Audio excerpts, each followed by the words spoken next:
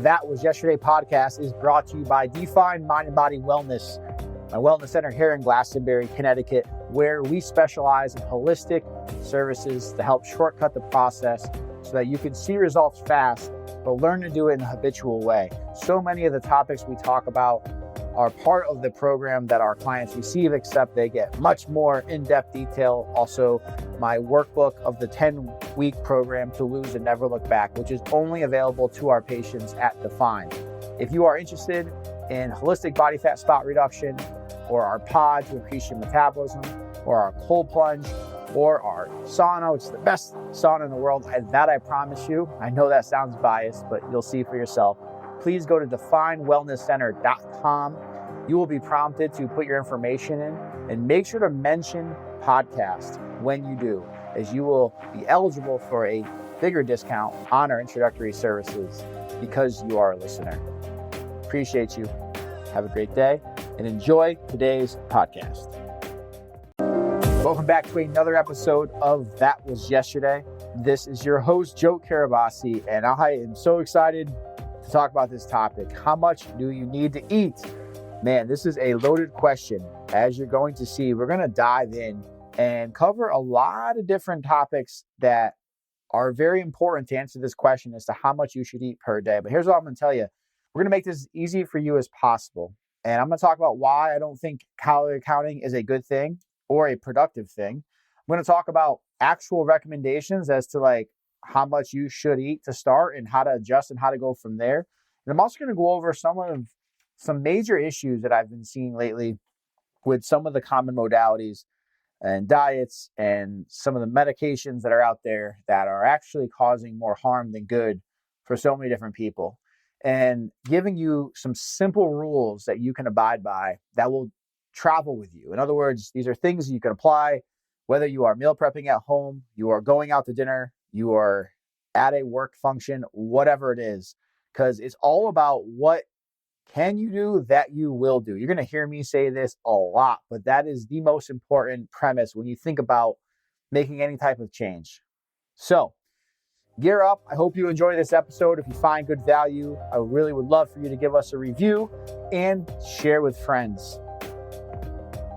So when we're talking about how much you should eat to lose weight or to see change on your body, we've first got to discuss the most important concept here, which is you got to look through the lens of what can I do that I will do? In other words, if whatever diet or plan that you are going to go on to see a result, if it's too far of a deviation from what your current behaviors are now, in other words, if you're eating whatever the hell you want all day, every day, then all of a sudden you're like, all right, I'm just having, 3 shakes a day. Yeah, you're going to lose weight. Without question, you're going to lose weight. A lot of that will likely be water and a lot of that will likely be muscle, but you're going to lose weight. The problem is that's not sustainable weight. That is not good weight. That is the weight that yo-yos back on in spades, because it's just something you're not going to be able to sustain. You want to lose weight in a way that is obviously healthy, right? For obvious reasons, but also in a way that is sustainable, and I know it can be really frustrating especially if you struggle with weight your entire life, especially if you're a woman facing menopause, your metabolism's dropping off. And look, guys, our metabolism drops off too, just so you know. But let's be real, women definitely have to deal with in most cases, a much more difficult situation. They have it harder in that regard. It's just unfortunately the way the cards fall. But nonetheless, we all face a drop in our metabolism as we age. And as that does happen, you are paying a higher tax anytime you lose weight and gain weight back. And so you got to be very mindful and cautious as when you're starting a new journey. Okay, is this something I'm going to be able to do that's going to fit into my lifestyle, right? That's the most important thing. I think about through the lens of long-term change. And you got to be careful because so often, and look, this is why we talk, on our whole concept here of to lose and never look back, and the mistakes of the past and leaving that in the past, the whole that was yesterday concept. The internal is directly tied to the external. In other words, what you're thinking about and how you're thinking about food is directly tied to how you're feeling about yourself internally and how you're feeling about your past and how you're feeling about your future. And so oftentimes when we're feeling internally frustrated, when we're feeling like nothing we're doing is working, or when we're feeling like super motivated and we just quote unquote need to see a result as soon as possible, and likely that is led by self-sabotage. I talked about this in a previous episode, but sometimes when we're starting a journey overly motivated, self-sabotage kicks in to get us to basically follow a plan that is not sustainable. So you have to, you got to always be mindful of that when making these sort of lifestyle changes. And that's why I keep using the term lifestyle changes that define that is what we focus on. So we're thinking about long-term change, right? And so you got to be aware that it's totally okay to really to be motivated. Like that's a good thing, right? You want that. It's better to be motivated than not to be motivated. But you got to realize motivation is a fleeting emotion. And so it's not something you're always going to have. It comes and goes for all of us. So you can't rely on it. The other thing with that is if you are feeling really down in the dumps, oftentimes self-sabotage works in the opposite way, that if you are in a place where you're not really happy, you're not really feeling good about yourself, that internal critic, that inner perfectionist is really going to shun you for any effort you make you feel like you're not doing enough. And that could cause you to stop as well. So these are themes that I'm going to bring up repeatedly because they are there for so many of us. And look, they're there in every aspect of life where you're trying to make a significant change for all of us. And I say all of us because it is true.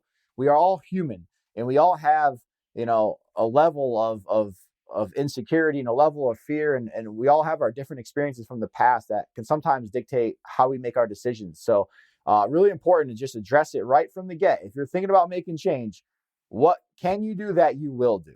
All right. So with that in mind, let's address number one. The most, I'd say, common question I get here is calorie counting. Like, should I count my calories? And if so, how many calories should I eat? And then of that, how many calories should I eat? How much of those calories should be protein? How many should be fats? How much should be carbohydrates? Should I count fiber, right? Here's the deal. There's a lot of bad information on this. And the reality of the situation is, and a lot of people are going to disagree, but hey, I'm bringing to the table pragmatic advice that I know works over the last few decades. This is, again, I like to say this because I think it's very important. I'm not speaking merely on my opinion. I'm speaking on what works. And if something is going to work, that is what I'm focused on. This is my livelihood. People have entrusted their internal makeup and their investment and their time and resources for us to help them. And so we're going to do right by you. And so this advice, please know, this is stuff that works and works for the long term. And so when I say you don't need to count calories, if you got 10 pounds or more that you got to lose, counting calories is a waste of time. Let me say that again. If you have 10 pounds or more to lose, counting calories is a waste of time. Now, I know I'm getting a lot of backlash from that. We're going to have all these, all these super trainers online. Oh, well, if you eat 500 less calories a day, that's 3,500 calories a week. And that's a 3,500 calorie deficit, which is 1 pound. So you're going to lose weight that way. So you should count your calories. Okay, God, blah, blah, blah, blah, blah. Yes. But you know what? This goes back to the premise of what we're talking about here with regards to transforming. It's not a logical process. It's not a logical problem, and therefore there's not a logical solution. There's so many things that go into weight loss beyond just calories. And so, sure, 3,500 calories is equal to a pound. But the problem with that is your energy input, your energy output. So how many calories you're consuming on a day to day, how many calories that you're burning just from the different things that you're doing each and every day, what you got going on internally, like your sleep, your sensitivities. There's so many things that can affect how many calories your body in particular needs. So it's a very hard thing to figure out. Not to mention, when you are focusing on counting your calories, that's another thing for you to focus on. And again, going back to, it's not what can you do, it's what can you do that you will do. Yes, you can 100% count your calories, but is that something you even want to do? And the thing is when you do count your calories, it can actually feed into a lot of obsessive compulsive patterns that so many of us have. We tend to fixate on numbers, especially when it's tied to an insecurity. And so this can really, if you're thinking only about how many calories you need to eat, then not only is that tedious, something tedious that's going to be difficult for you to sustain. it could potentially just sort of overrun your mind and have you to focus on just the numbers. And last time I checked, any conversations I've ever had with anybody looking to make change to their body or make change to their internal, it was never about like, oh, I just want to see numbers. If you really get down to it, it's not about numbers. It's about how you feel and how you perceive yourself, how you look, how you fit into your clothes, not about numbers. So therefore, why focus on numbers? So right from the get, I don't think, does calorie counting work? Can it work? Of course it can work. But if you have over 10 pounds to lose, I don't think it's a good approach. I simply don't. It's another thing for you to have to worry about. And it can ultimately become something that you can obsess over and be overly compulsive with that can lend itself to a lot of other internal negative patterns. And so I suggest right from the get not to calorie count. And so calorie counting, another form of calorie counting, an approach is called like macros, right? And I'm just going to take a minute to explain what macros are, because part of this podcast isn't just to help steer you down the right path so that you can make change. It's so you can understand how to make change. So you have tools in your toolbox so that as you move through this journey of life, this life that is so chaotic and there's so many things going on, you have an understanding. So many of us are never taught how to eat.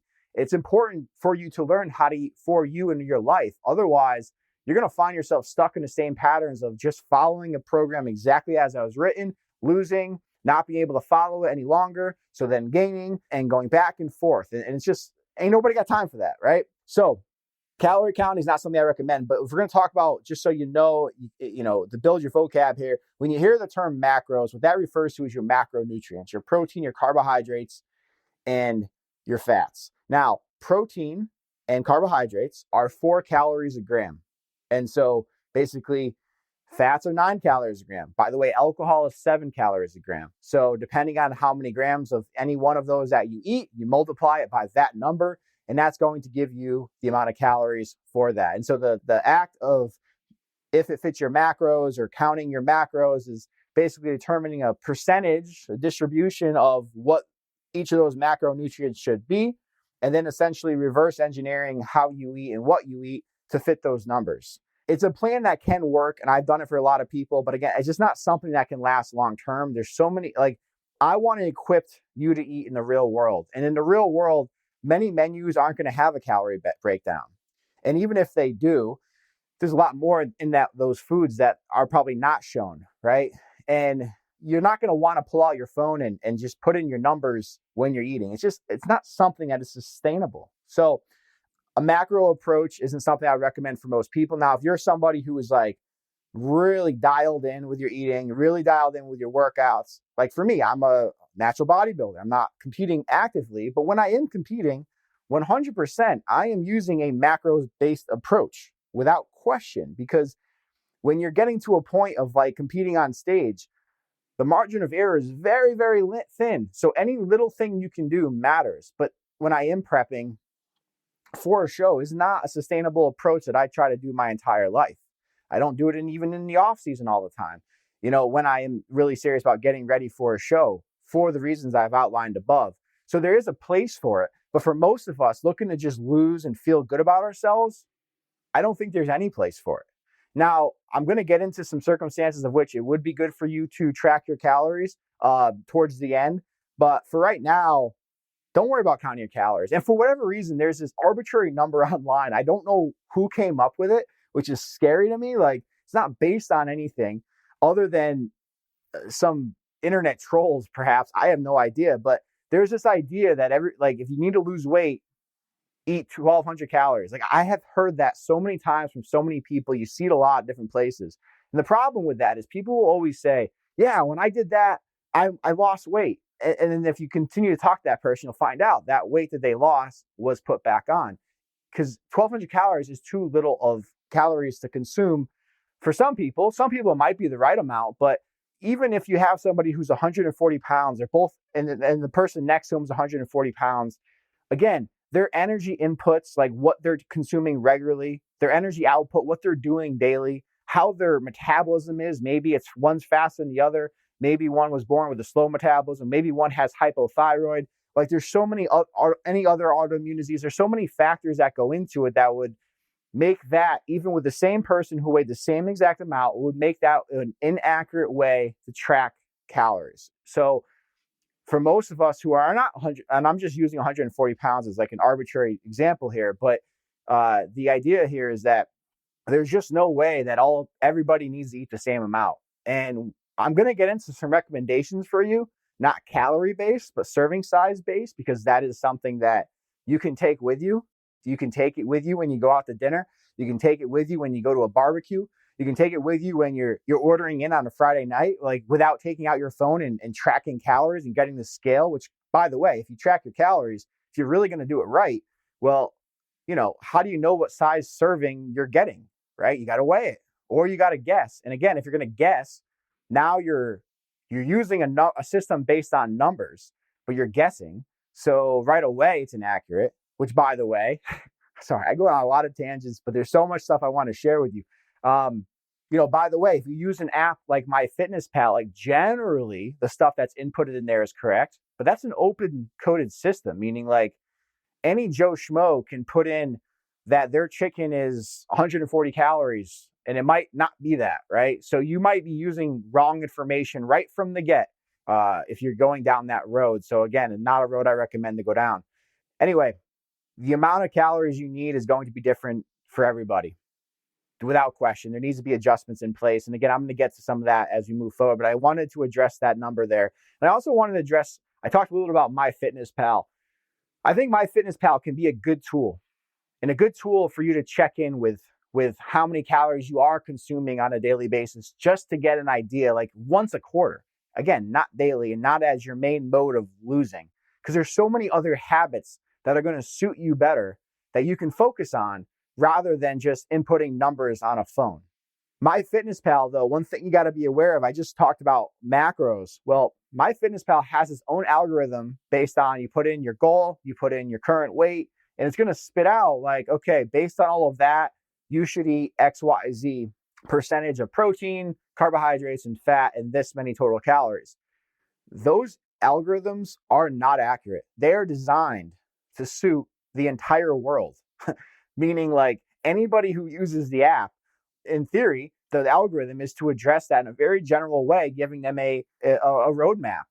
And just as those two people in the example I used, both being 140 pounds, like they have different inputs, different outputs, different requirements.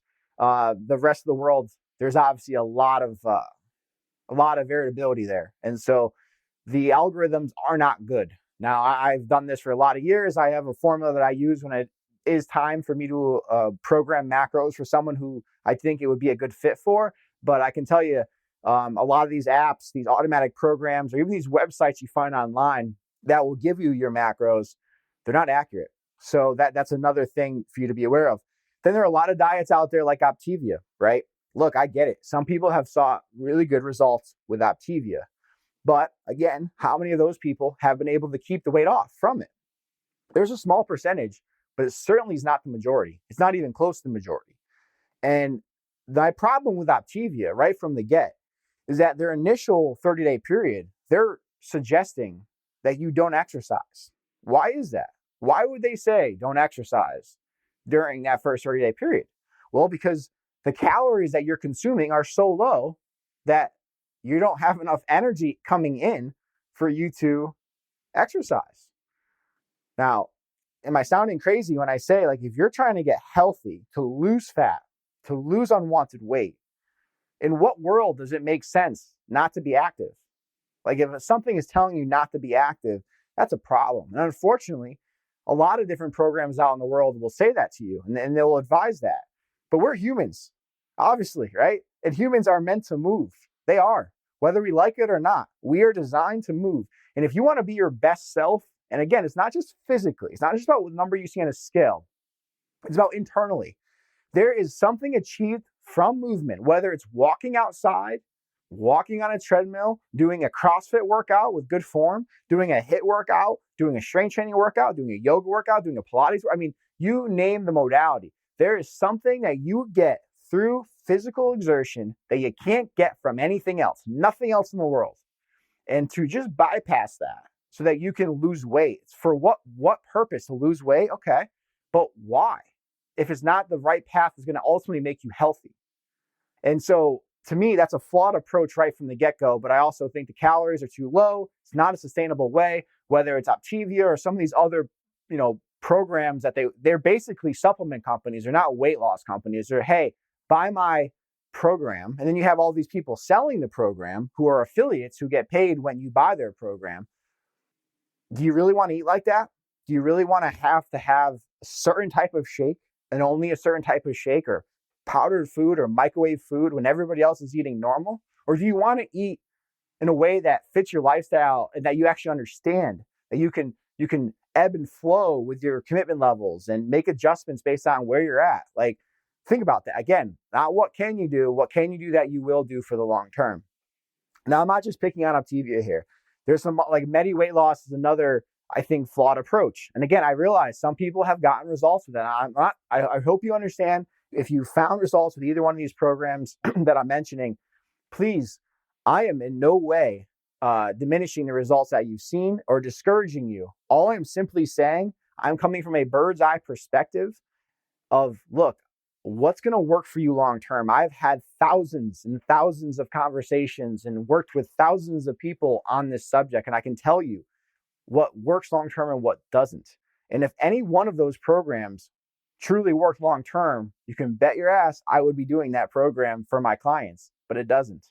And you might say, well, you just want people to join your program at Define, or, well, of course, we'd love that. But honestly, like, this podcast is free. Whoever's listening to it can listen to it and get benefit from it. Ultimately, I am very disgusted with the amount of information that's bad information that's getting put out to the world, how unhealthy and unhappy most of our population is. And I want to offer free advice on this platform. So that's what I'm doing. So, you can take it or leave it, but just know that I don't hope, no way it is to offend anybody, but rather to help you understand perhaps a different approach from someone who's not trying to sell you anything, right?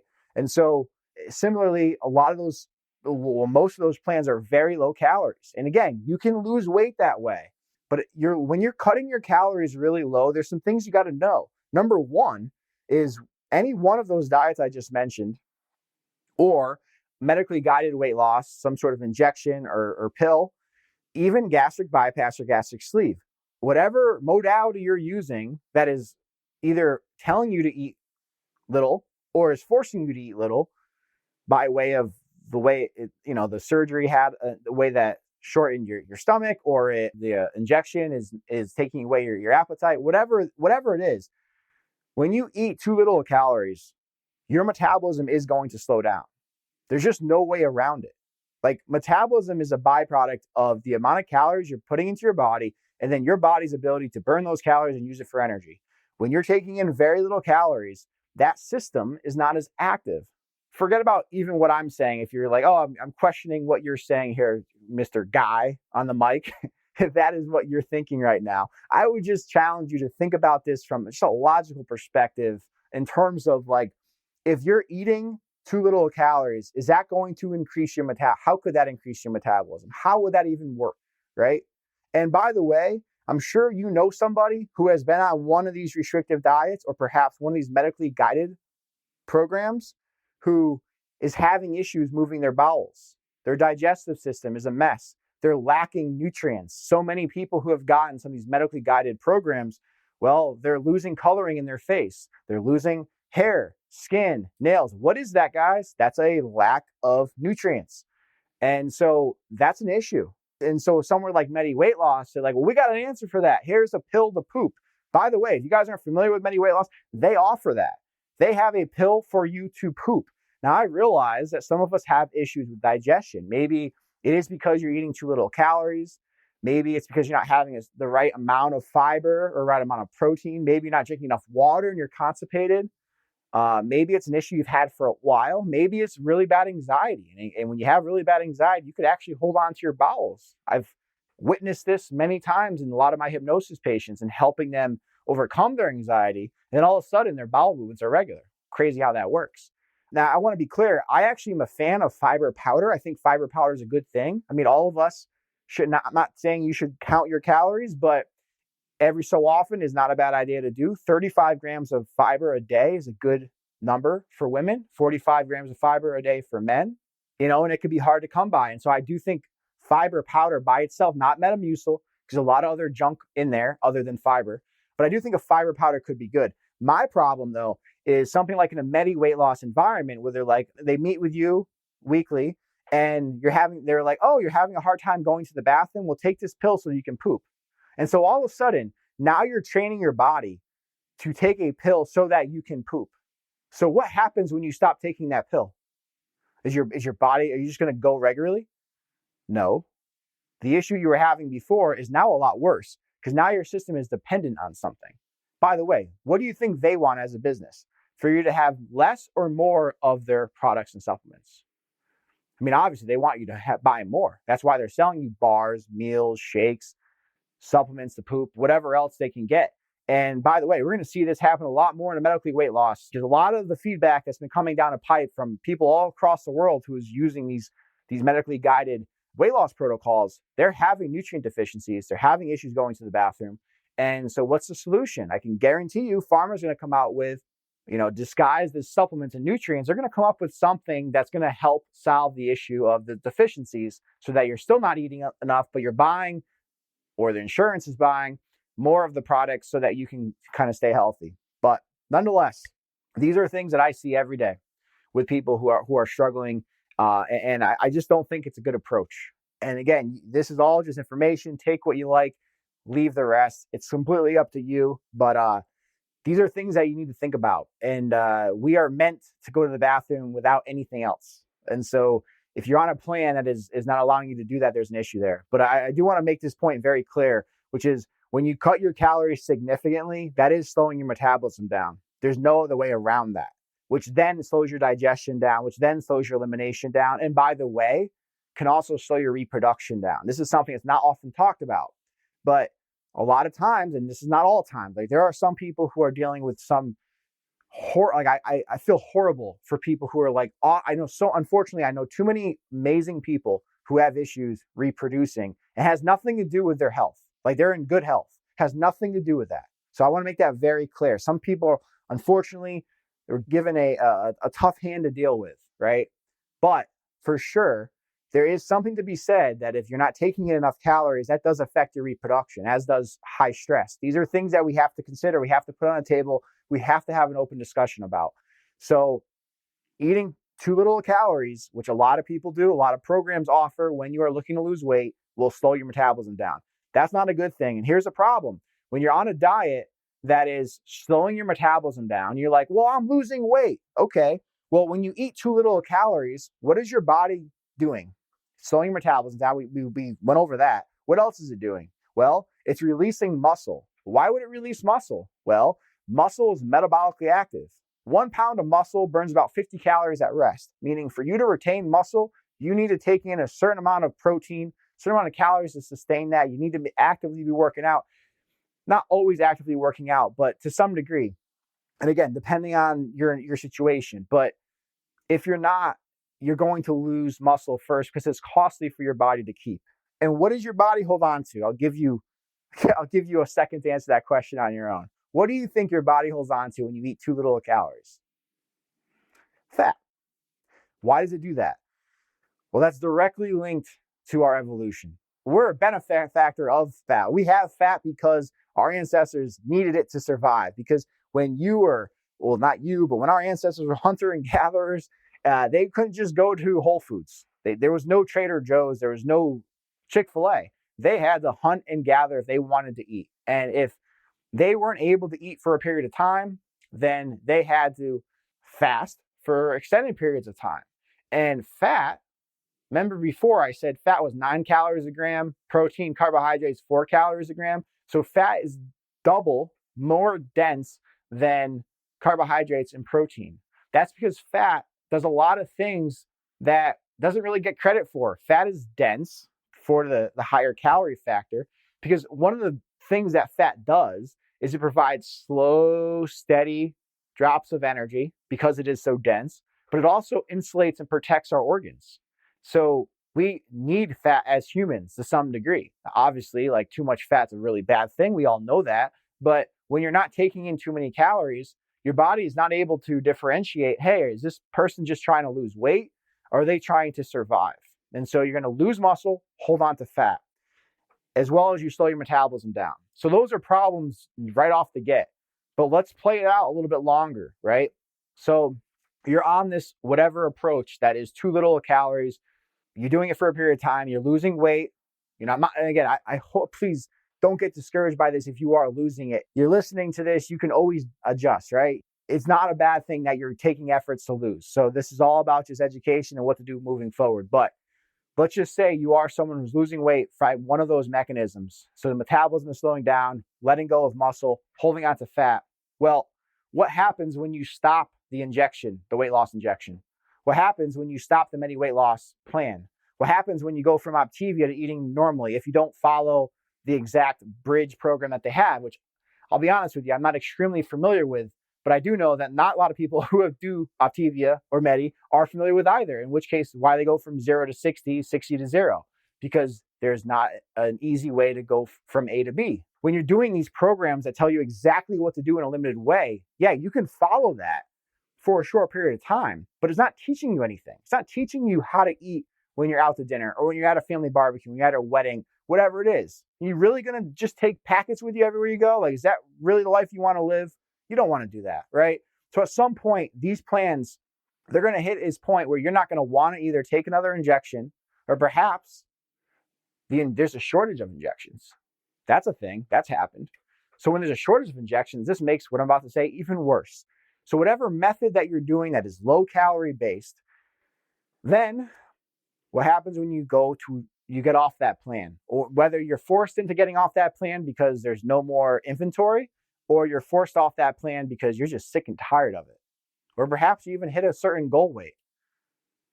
Well, your metabolism doesn't just get fast because you're done with it. No, metabolism, you can train your metabolism either way, but if you've been training your metabolism to feed off a low amount of calories, guess what? It's going to stay slow until you do something to change it up. So what does that mean? You go from eating 600 calories, 800 calories, 1,000 calories, whatever it is for you a day, to all of a sudden having double that with a slower metabolism. This is how people yo-yo in spades. This is why it's really hard to lose 20 pounds. It's extremely easy to gain 30 back because your body is not set up in a way right from the get. Again, it could really affect you. So I'm not going to continue to perseverate on this, but I just want to make it clear, like, where I stand, obviously. And look, this is for your best interest because I really want our country to get healthier inside and out. And this is something I really see talked about a lot.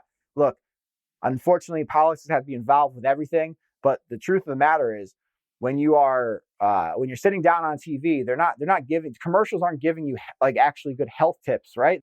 We're one of 2 countries in the world that allow pharmaceutical companies to advertise on television. They run a lot of these networks because they're spending billions of dollars on advertising. And just think about it. Like, if you just step aside, take yourself out of it, do you think we as patients should go to our doctors and tell them we want a certain prescription medicine for whatever it is? Like, again, there could be some utility here and there for certain. I'm not saying nothing, like I love the quote, 2 words always make sure to never say are always and never. And so I'm not suggesting that nobody's a candidate for any one of these diets or medically weight loss option or surgical weight loss option. I'm not saying that, but for most people, they're just not the best options. And so nonetheless, I don't want to continue to beat that down, but I think you get the point. All right. So what then can you do, right? I'm not just going to leave you hanging. So there's a simple sort of hashtag that I encourage, I write about in my book called PPV, prioritize protein and vegetables.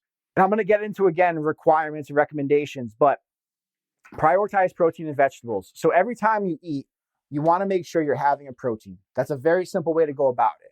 And oftentimes when you do have a slower metabolism, you might not be able to eat the amount of protein that your body actually needs to sustain muscle right off the get, which is why supplementation can be a good thing.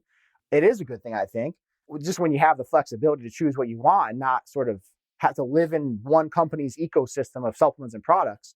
But, when you have a full plate, and let's just say you're at a work event and there's like breaded chicken, there's pasta, and there's vegetables. A lot of people are like, whoa, there's only bad choices, so I'm going to have whatever I want. No, start with the chicken and vegetables, right? Take the skin off if you really want to, but at least have the chicken and vegetables. Doesn't mean you have to have there's always a good, better, and best way.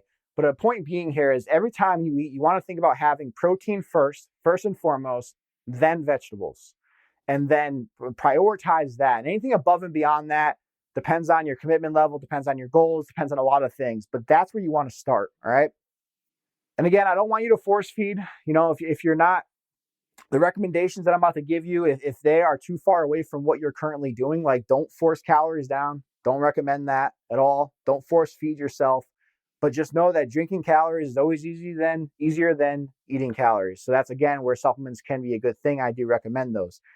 So where to start? I know this is going to sound really hard if you're listening to this, at least if you're like me, because I'm a very visual person. And so in the show notes, I will provide some recommendations for this on paper. But just to talk about this, I mentioned I don't think calorie counting is a good thing for a lot of reasons. But one thing I didn't really go too far into is because how do you know how many grams or how many ounces something is without measuring? You really don't. So a good tool, a good way for you to measure how much to eat is to use your hand, because no matter where you go, your hand is going to go with you, right? And that's easy. You don't have to pack your hand. Your hand just comes along for the ride. So no matter where you are, you have your hand. So if you can learn how to use your hand, not to actually put the food in your hand to measure, that would be very weird if you did that, especially at a restaurant, and kind of gross, but just to kind of eyeball. And then people are like, oh, that's not exact, blah, blah, blah, blah, blah. Look, do you want to be exact for a short period of time or approximate in the best possible way for a long period of time, right? You need to learn how to eat for you. I know that's not a sexy answer, but that's just the reality of it. Unfortunately, there's just no, one singular version of you out there. And even, by the way, just so y'all know, people who come up to me, I don't offer this currently, but in the past I've offered like personalized meal plans. People would want a personalized meal plan, and I would tell them right from the get, look, I'm going to give you a starting recommendation, but this is a preliminary plan. Like, I don't care who has done what in their past and telling you that they have this secret formula, whatever. If they're telling you that you need to eat this amount no matter what for as long as you need to hit that goal, then they're selling you snake oil, because how your body reacts, and again, based on your inputs and outputs, there's a lot of variables that go into it. So even what I'm about to share with you now, like as soon as I give you recommendations, I'm going to give you adjustments, because you need both, and you need to be equipped with both so that you know how to ebb and flow. All right. So I like using a palm-sized portion for protein. Okay. So for men, I recommend starting with 3 of those a day of actual whole foods protein. Women, 2 palm sources of protein from whole food source of protein. Then up to 3 double palm-sized portions of whole food vegetables a day. Now, the reason why I recommend that up to 3 for men and up to 2 for women is because if you're someone with a slower metabolism and you're eating the 3 servings of protein, but you're having a hard time eating that many vegetables, then I'd rather you focus on the protein and let the vegetables come in after the fact. And I'll talk about how that's not an issue from a nutrient perspective in a moment. 2 thumb serving sizes of fat portions per day, which I realize is going to sound really low for women, 3 for men. But the reality of it is if you're looking to lose, first, like here 2 things. One, there is good fat out there without a question. And if you're eating lower carbs, then yes, you do need to have some fat for energy source. But if you have a lot of weight to lose, you simply don't need to eat a lot of fat. And here's the other reality that I don't think a lot of people fully understand, because it was never really explained to you if you've never studied nutrition, which is a lot of good proteins, chicken including, has fat in it. So you're going to get fat from a lot of the food that you're consuming anyway. So I'm just talking about added fat. And again, from a good source of fats, or the olive oils, the avocados of the world. And then 1 clenched size fist portion of fruit per day. For women, 2, up to 2 for men. Now, a lot of people are like, oh, fruit has high sugar. Roar, roar, roar, roar, roar. Okay, look, nobody in the history of the world has gotten overweight from eating too much fruit. That is not the reason why we get overweight, okay? By the way, fruit also doesn't give you digestive issues. You know what does give you digestive issues? Artificial sweeteners. Yeah, there's 0 sugar in artificial sweeteners, but it's still horrible for your stomach health. Still messes up your brain's connection with your body to understand what the hell you're eating. There's a lot more wrong with that stuff. And so don't worry about sugar and fruit. Like, again, if I'm stepping on stage for a bodybuilding competition, yeah, you bet your ass I'm going to dial in the amount of fruit that I'm eating, if at all. However, if you're just trying to get lean and look healthy, well, you don't need to count your fruit per se, okay? As a general rule. And then 2 serving sizes of a clenched fist, so a clenched fist serving size of carbohydrates per day on higher carb days. And a higher carb day would be a day of which you're going to have the 2 serving of the clenched fist. So those are 2 servings you can have at once or throughout the day, 2 meals, however you want to do it. But we're talking about just that total for men. So 2 clenched size fist amount of portions of carbohydrates per day. For women, 1 on the days that you have carbohydrates. Carb rotating probably should be its own episode. We're already kind of getting long here. I want to spend too much time of your guys' time to give you too much stuff that might be confusing. But the reality situation is carbohydrates are not bad. Now, I understand some of us have bloating issues and sensitivities to carbs without question. Get it. Myself included. Gluten does not do well with me. I'll still have it from time to time, but it's not ideal for my body. Not that I'm recommending gluten carbs, but just generally, right? Carbohydrates are not bad for most people. In fact, you need carbohydrates, I believe, to have a good amount of muscle and to sustain muscle and as a good energy source. On the other side of things, if you have over 10 pounds to lose, especially closer to 20 and beyond, from a actual like physiological perspective for energy, you do not need carbohydrates.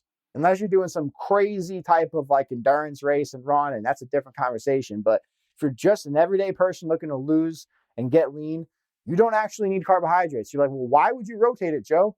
Great question. Well, 2 reasons. Number 1 is that anytime you're rotating, you are causing your body to be adaptive. When you're shutting something off, AKA not having any carbs, you're going to get more sensitive to not having carbs, right? And so that's one thing. And the other thing is if you are rotating, it's likely that your body will actually burn those carbohydrates as opposed to storing them versus like if you're having carbs every day, carbs are meant for be a primary source of energy. You're having carbs every day and you're overweight, you have excess calories already in you, your body's just going to store more of that. So, I recommend the rotate. Again, that's a different conversation. There's a lot more to that. Well, how much do I rotate? Where should I start? Where should I go? That's going to be a different topic coming up down the pipe. But nonetheless, just have in your head a simple way to think about it is every other day. And then again, there's a lot of ways to go beyond that. But, I would say this. If you're currently having carbs 3 or 4 times a day, having every other day, that would be a pretty big deviation from what you're normally used to. So I would actually suggest if you're having that many servings of carbohydrates a day, cut it down to 1. If you're having 1 or 2 a day, then start switching every other day, have none. Now, a lot of people are going to say, well, I lost a lot of weight when I cut carbohydrates out. Okay. How long did you do it for? How much weight of that did you keep off? Again, this is not judgmental, but we gotta put things on the table. We're gonna be honest, and I'm gonna be honest with you here because I want what's best for you ultimately. Most people, 95% of people who have cut carbohydrates out at one point, yes, lost weight, but what happened? They gained it back, right? Or they gained back more. So I wouldn't actually consider, like a lot of people say, oh, well, it works when I cut my carbohydrates. Well, would you consider that working for you if you just lost to gain it back? I wouldn't. I don't think that's a good thing because again, it's not just the fact that you're gaining it back. It's like you spent $1, but you really end up paying like $1.50 because you're getting taxed on it, right? When your metabolism slows down, when you're gaining back weight in spades, that's worse for your body ultimately. All right, beyond that, I recommend everybody to have 1, well, I shouldn't say 1, but 20 grams of collagen, a collagen with protein in it every day. Collagen is great for your hair, skin, and nails. It's also another source of protein. So that's in addition to those 3 serving sizes for men and the 2 for women above. I also recommend everybody have 1 scoop of protein powder, 20 to 25 grams of protein powder in addition to that a day. Now, you might be doing the math and being like, holy crap, that's 45 grams right there. And then I'm going to have another 2 servings. That's too much protein. I wouldn't say it's too much protein. You're just having too little protein. Most people that I get to interact with have, and I get to interact with, I'm talking like, again, I have a lot of these conversations. I have been doing it for almost 20 years. We are as a species eating too little of protein and too high of carbohydrates and too high of fat. And these problems, by the way, are worsened if you're a vegetarian, way worsened if you're a vegan. It's very hard as a vegan to prioritize protein. And that's, again, a different topic for a different day. But nonetheless, that is what I suggest. Then beyond all of that, if you're hungry, to have one snack option. That could be something, I have specific snack options, which generally has a mix of fat and protein in there, and or vegetable or fruit. Again, it depends on the person, depends on the circumstance. And then I recommend up to 2 Super Greens shakes per day. Now, I mentioned earlier, eating vegetables, I'm not as worried about. Well, I do suggest I would rather you have protein powder instead, because if you use something like a Super Greens powder, Super Greens is like a type of shake. It's not like a brand per se, although I'm sure there are brands called that it's going to give you an enormous amount of micronutrients. So micronutrients, different from macronutrients. Micronutrients don't give you energy per se, right? They're vitamins or minerals. They're very good for you, but they're not necessarily directly giving you energy. So they don't really have calories associated with it. But Super Green Shake they're very alkaline, so it's going to help your body become more alkaline, which is extremely important. Again, another big issue we have is gut health in this country.